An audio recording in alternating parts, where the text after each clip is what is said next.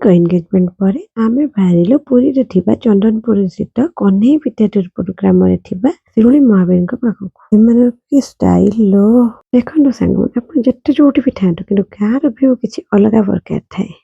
ଆମେ ଆସି ପହଞ୍ଚିଗଲୁ ମହାବୀରଙ୍କ ପାଖରେ। ଆମେ ଚାଲିଲୁ ମହାବୀରଙ୍କ ଦର୍ଶନ ପାଇଁ। କୁହନ୍ତୁ ସାଙ୍ଗମାନେ, ମହାବୀରଙ୍କୁ ଦର୍ଶନ କରି ଏତେ ଶାନ୍ତି ଲାଗୁଥିଲା, ବନ୍ଦନା କରିହବ ନାହିଁ। ସେଠି ବସି କିଛି ସମୟ ଆମେ ହନୁମାନ ଚାଳିଶା ପାଠ କଲୁ। ହନୁମାନ ଚାଳିଶା ପାଠ ପରେ ଆମେ ଯେ ମନ୍ଦିର ଚାରିପାଖ ଭ୍ରମଣ କଲୁ।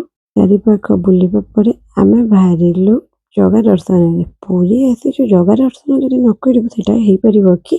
ଆମେ ମା ବାଟମଙ୍ଗଳା ଦର୍ଶନ କରି ତାପରେ ବାହାରିଗଲେ ଆମେ ଜଗା ଦର୍ଶନରେ।